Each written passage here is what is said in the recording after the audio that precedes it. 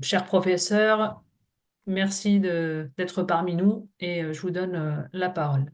Merci pour cette belle initiative de votre association et celle des professionnels de la géomatique du Sénégal et surtout aussi du soutien qui est apporté par GMS Africa.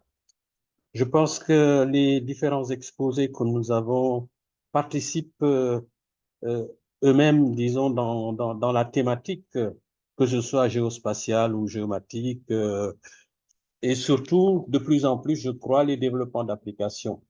Et les terrains qui nous sont fournis nous paraissent extrêmement importants et s'adressent à la fois à l'urbain, on l'a vu, je pense, sur la ville de Sousse, ensuite sur les infrastructures, ou en tout cas l'infrastructure de données, euh, et aussi les deux autres points, malheureusement, qu'on n'a pas pu voir dans sa globalité, c'est la présentation aussi ou l'utilisation du géospatial et surtout des données euh, que nous avons. Et j'ai été très enchanté de voir seulement une partie de la présentation de Guyane et la comparaison que nous avions faite il y a quelques décennies maintenant sur l'espace il est pour qui, et on se rend compte que l'Afrique, en tout cas, prend une place ou une position qui reste privilégiée. Et le dernier point, c'est effectivement aussi un développement d'application porté par M. Gaye sur l'adressage. Je crois que c'est extrêmement important euh, dans la localisation de nos adresses et dans l'acheminement. Et donc, la relation qu'il établit, je pense que moi, je le vois effectivement à trois niveaux. D'abord, sur le marché et l'économie. Ensuite, sur un peu tout ce qui est difficulté en rapport avec l'oralité que nous avons dans la plupart de nos cités. Et je pense que cet objectif, en tout cas, ou les objectifs qu'il indique, nous paraissent tout à fait clairs sur l'adressage, sur les services qu'ils essaient de développer ou qu'ils essaient de mettre en place sur la livraison et sur le paiement. Je crois que c'est important que ces choses aient été indiquées. Donc, je ne sais pas trop, comme nous avons pris les choses de façon très hachée, je pense que c'est un peu les remarques, disons, très grossières que nous avons pu relever sur ce que nous avons entendu dans la présentation. Et je pense que l'autre point, je ne sais pas trop si Madame Cheata, il faut revenir sur vous, mais l'autre point qui a été développé et qui, je pense, est une orientation attendue à la fois de GMS Africa et des associations en question, c'est-à-dire la GEO et la HPGS, c'est vraiment d'aller un peu sur les points vers un peu des perspectives qui se présentent et comment il faudra envisager ces perspectives sous forme de recommandations. Je pense que c'est un peu le point ou les points derniers qui peuvent être indiqués pour, ça avait commencé un peu avec ce que Gaïan et Bachir disaient. Je pense qu'il faudrait peut-être les, les, les pister et justement en indiquer de façon écrite ou en tout cas de façon destinée à l'association, aux deux associations et au programme GMS Africa pour indiquer un peu ces éléments-là. Donc, je ne sais pas si Bachir et Gaïan sont sur la ligne. S'ils sont sur la ligne, je pense que Madame Chayata et Adama, on peut aller sur les points de recommandation et je vais me jeter un peu à l'eau en attendant bien sûr que des orientations ou des réorientations soient faites sur la base un peu de ce qui a motivé cette réunion. Je pense qu'un des premiers points qui a été soulevé et qui nous paraissait important, c'est un peu euh, les thèmes peut-être sur lesquels il faudra s'engager en tant qu'association et dans, je crois, le cadre du programme GMS Africa. Et je crois que Cela a été relativement souligné par Gaïane et Bachir. Je crois que effectivement, le niveau de la formation est très important, ou la thématique formation nous paraît très, très importante. Mais je pense que peut-être qu'il faut associer cette formation également à un certain nombre de thématiques, peut-être sous forme de projets pilotes, ou en tout cas sous forme de projets qui soient, disons, qui puissent plutôt être partagés avec un plus grand nombre. Je ne sais pas trop quel est le nombre d'associations qui sont impliquées dans ce processus. Est-ce que c'est seulement l'AGO et l'ASPG? C'est vraiment les initiateurs, je crois. Mais je pense qu'il y a un certain nombre de choses qu'il faudrait peut-être indiquer sur un peu les associations et procéder peut-être à une analyse de ces associations, voir un peu du point de vue de l'organisation, de l'évaluation, quels seraient éventuellement les TDR et la base de travail. Ensuite, je pense que ce serait également bien de réfléchir sur un peu le renforcement du programme de travail ou de votre programme de travail à partir, disons, d'un calendrier qui soit avec un contenu et des échéanciers très clairs et des éléments, disons, qui soient, comme j'ai indiqué, des projets pilotes. Et le troisième point que je vois, c'est un peu la réflexion, ou en tout cas une réflexion, comment renforcer justement la régionalisation des associations. Donc, je crois que c'est vraiment, ça entre un peu dans comment tirer synergie un peu de la collaboration. Je pense que ce sont, en tout cas à mon avis, les quelques points que je peux soulever en écoutant ou en ayant écouté une partie des présentations.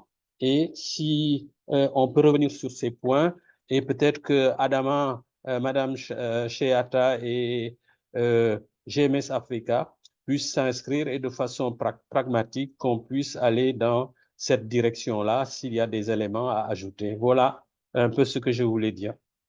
Merci, merci, cher professeur Diaou, pour ces premières recommandations et premiers retours, donc aussi bien d'un point de vue technique sur les deux dernières présentations que sur des recommandations plus voilà, stratégiques et en termes de gouvernance et de renforcement des synergies entre les différentes associations africaines qui sont actives dans le domaine du géospatial. Alors, je propose de passer la parole à cher Adama pour donc les recommandations côté ASPG avant donc que je clôture le webinaire. Merci. Merci, Président. Je voudrais déjà dire que nous avons bien raison d'organiser ce webinaire parce que c'est un point de lancement. Nous nous sommes rendus compte, bien entendu, au fur et à mesure avec les différentes interventions, tant au niveau stratégique qu'au niveau opérationnel avec les projets porteurs qui ont été ici présentés. Et je crois que globalement, les thèmes qui ont été développés par les panélistes ont permis de faire une expression juste de ce qu'on pouvait faire, des données, en tout cas, satellitaires, des données donc de l'infrastructure, en tout cas des données géographiques. De façon globale, c'est le premier enseignement qu'on a en tiré. Le deuxième, bien entendu, c'est un peu, on trouve justement le bien fondé de notre action dans le cadre donc des perspectives, et j'en tire justement quatre. Le premier, c'est aujourd'hui au niveau donc du cadre institutionnel, des politiques et du cadre d'intervention donc au niveau de cette initiative de se mettre en synergie. Je crois qu'on retient globalement qu'au niveau donc de ce cadre institutionnel et d'intervention, que naturellement l'objet des différents programmes au niveau africain et au niveau donc des villes de façon générale convergent au niveau donc des approches de durabilité et donc qui s'adossent à des enjeux qui sont un peu retracés au niveau mondial.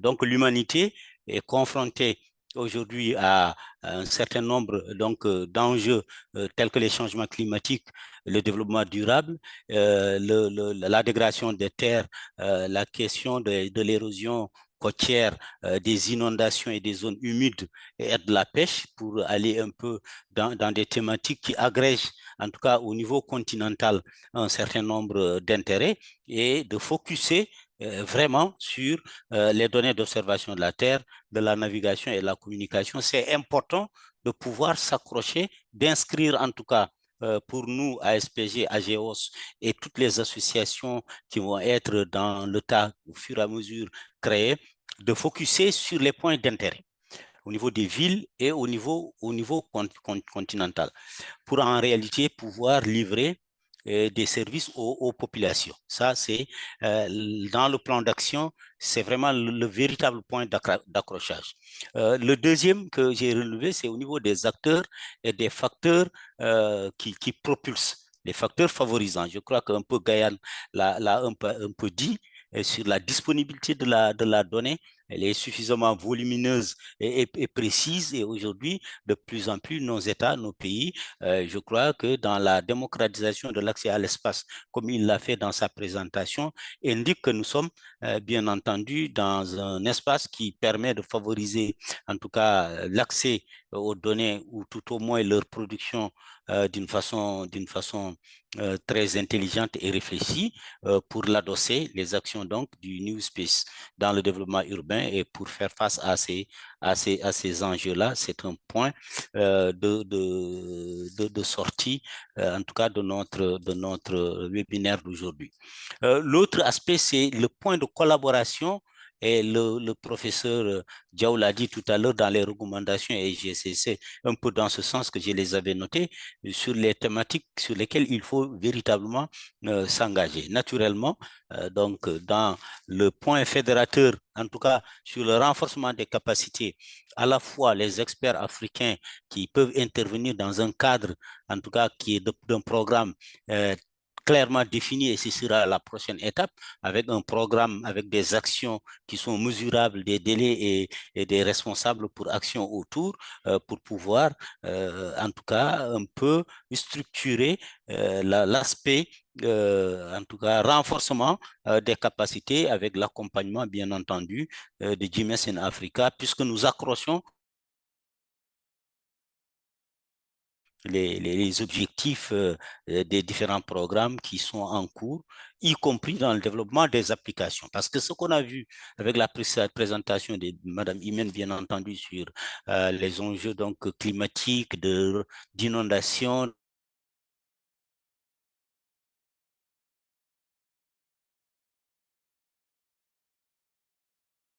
quand même d'aller un peu plus vers l'actualisation. L'intervention donc de Mme Imen à Dioma a montré tous ces success stories, ces cas pratiques qu'il faut, en tout cas pour documenter aussi bien les renforcements de capacité, mais également la mise en œuvre de par là rapidement, c'est qu'aujourd'hui, bien entendu, comme à l'image donc des réseaux des académiciens, les réseaux donc des consortiums qui intègrent des projets naturellement, un peu l'Observatoire du Sahel, le Centre de suivi écologique, le NASDA, et ainsi de suite, qui sont donc des consortiums qui couvrent pas mal de problématiques. Je crois que naturellement, dans ce même sens, l'appui du GMS ou du GPO SADNAV à nous aider à mettre en place les associations nationales et de fédérer ensemble et pour en fait en même temps emporter la question du professeur, c'est qu'aujourd'hui, que ce soit le Tchad, que ce soit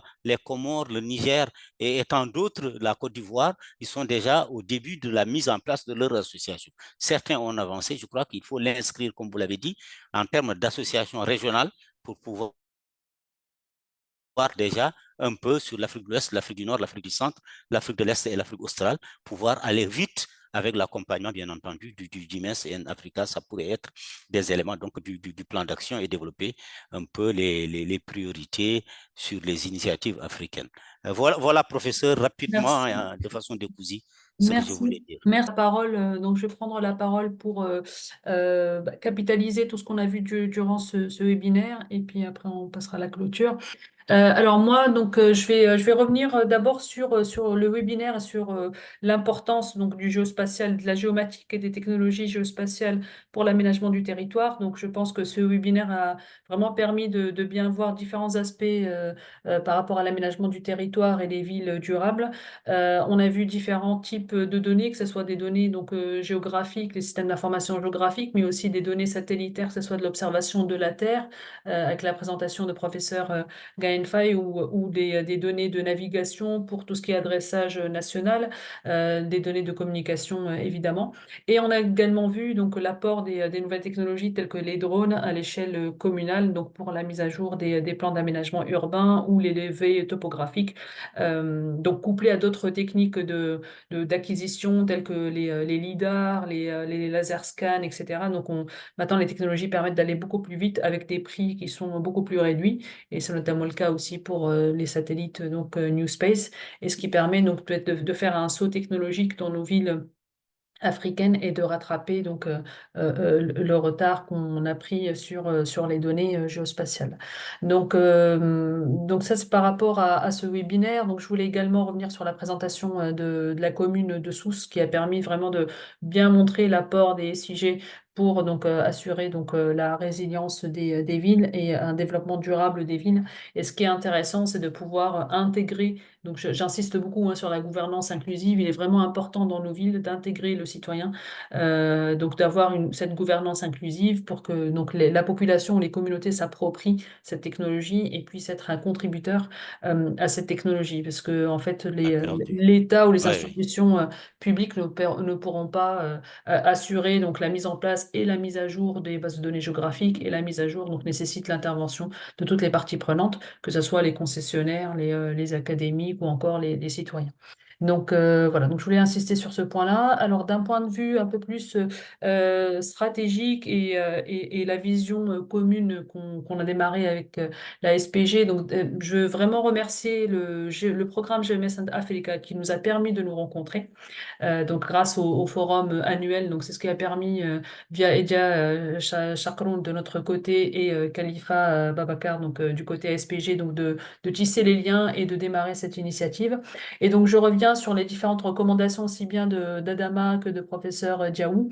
Donc je vais commencer d'abord par différentes thématiques qu'on devrait adresser. Donc là, on a commencé effectivement par l'aménagement du territoire. C'est une thématique transversale qui intéresse toutes les villes, toutes nos villes africaines. Et bien sûr, à terme, donc on s'alignera de façon stratégique à la vision donc de l'Union africaine et du programme GMS Africa, pour être en phase sur différentes thématiques, et surtout les enjeux et les priorités au niveau des villes africaines qui leur sont très spécifiques.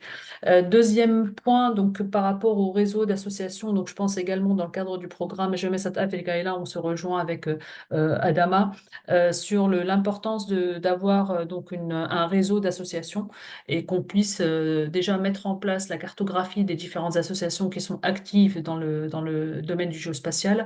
Comme l'a dit cher Adama, donc il y a des associations qui sont en train d'être créées. Il y a d'autres associations qui bénéficient déjà d'une certaine expertise, et nous, en tant que AGEOS ou ASPG, nous sommes donc prêts à accompagner ces différentes associations pour monter en compétences, et pour gagner du temps tout simplement dans la mise en œuvre de leurs différentes actions. Et donc cet axe-là voilà, de régionalisation des associations, mais aussi cartographie des associations, c'est un point important qu'il faudra qu'on voit avec le programme Jeunesse Africa, et on espère avoir leur soutien.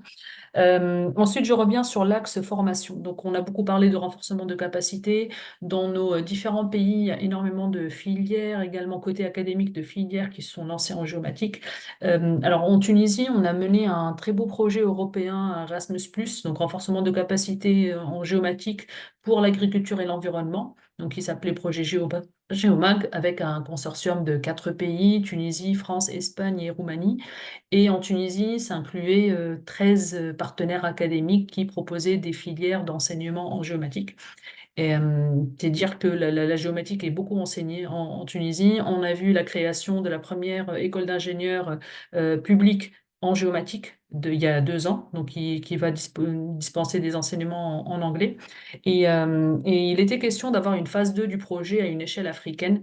Et je pense qu'à ce stade, donc, il serait intéressant qu'on discute du volet renforcement de capacité à l'échelle africaine. Ce projet, il a permis de mettre en place des modules de formation e-learning. En e-learning qui sont à disposition des différents pays. Et donc, voilà, donc c'est une piste également à suivre.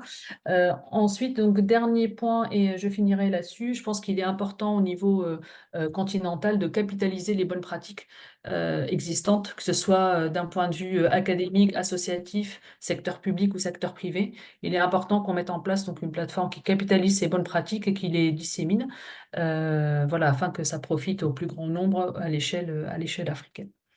Voilà, donc c'était mes principales recommandations, pareil, donc élaborées là sur le vif, hein, suite au webinaire et aux différents échanges et recommandations de professeur Diaou ou Adama. Donc, je vous propose de clôturer le webinaire. Donc, je tiens vraiment à remercier tout d'abord toute l'équipe d'organisation, donc les chevilles ouvrières qui ont été derrière l'organisation de ce webinaire, donc en commençant par Edja, Khalifa et Gaïane, donc pour la prise de contact. Et ensuite, donc, il y a Firas Mej qui était le coordinateur de l'événement, Inès Lebéchir, donc les filles derrière la communication, donc Zainab Maki et Zainab Saïd, que je remercie énormément. Cher Adama, Alassane également côté ASPG. Donc, il y a une grande équipe qui a préparé ce webinaire et j'espère qu'il sera vraiment bénéfique pour tous les participants. Voilà, merci à tous nos chers orateurs pour la qualité des présentations, la qualité des échanges.